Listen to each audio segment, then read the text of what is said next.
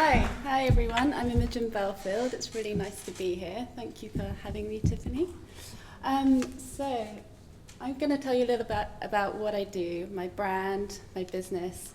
I'm an entrepreneur, I'm a businesswoman. I've been running my business for the last 5 years. It's a fashion-based company. I'm a jewelry designer. And this is some of the creations. So the work is very sculptural. My background is in fine art. So the pieces, very organic, very sculptural. As a student, I'd fill the art room up with these massive, great sculptures. And my art teacher said to me, you can either become a fine artist and maybe drink Nescafe and eat digestive biscuits, or you can kind of think as a businesswoman and think about how you can turn these creations into something which can potentially be commercially successful.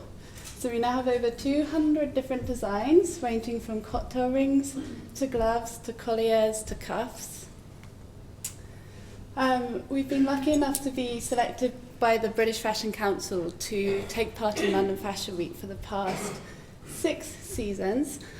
We get to travel the world, do shows in America and other places in Asia and in the Middle East. In terms of press and celebrity endorsement, that's something which has been very crucial in terms of the success of my business. And one of the first things I invested in as a small startup 5 years ago was in marketing and PR. And that has been paramount in terms of the growth, development, and the success of my business to date.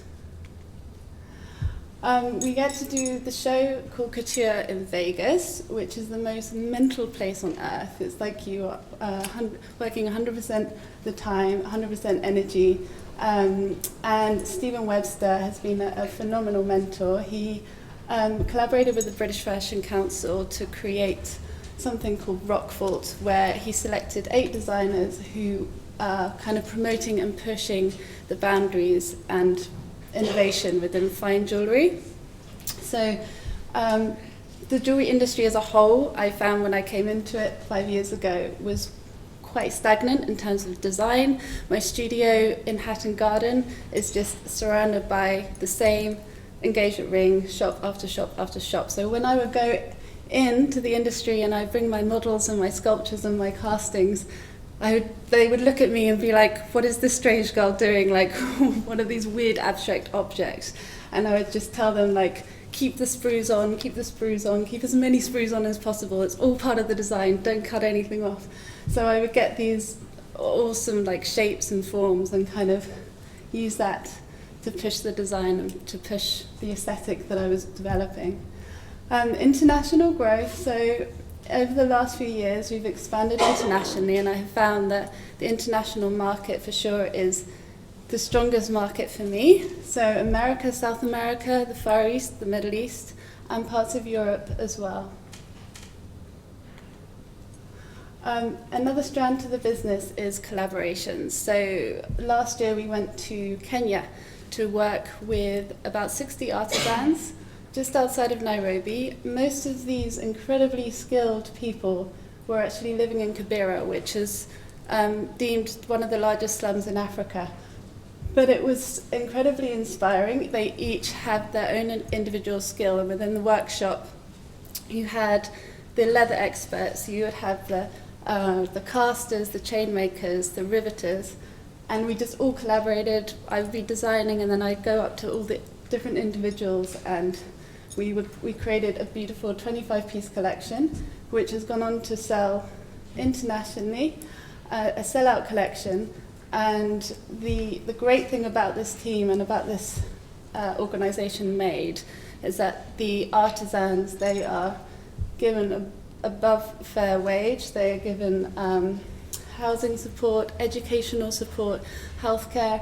These guys, they are encouraged to go back into education, to go back and study, as well as earning a living, as well as earning an income, and hopefully then inspiring the next generation after them.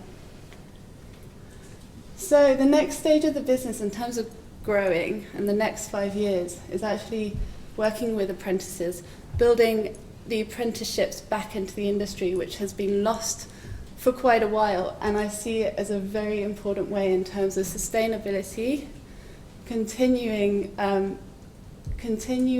promotion and also inspiring the young people to be studying these trades, these very important trades within our business, whether it's engineering, metalwork, silversmithing, or very specialist skills such as diamond mounting, stone setting, casting, you name it. So we're bringing on these apprentices into the studio.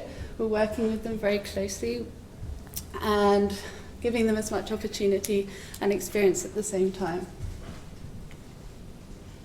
So we've just launched our online store, which is very exciting, and as part of the services we offer, as well as the online store products, we do bespoke pieces, commissions, wedding rings, and they for me are some of the most exciting projects to do because it allows my creativity but also to work very intimately with my clients and often becoming very good friends with them at the end of the project.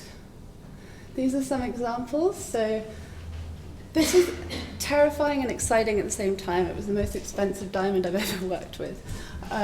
So I had it locked away in my vault every night, totally terrified. It was just under 1 carat, beautiful coloured stone, and worked with diamond bores to select lots of different stones for the clients.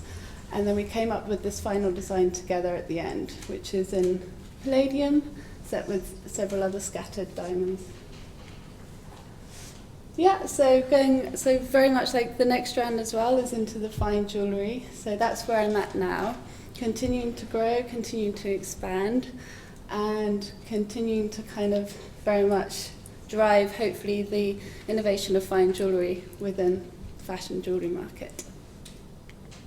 And that's the end. And you can find me on all of these social media handles. Thank you very much.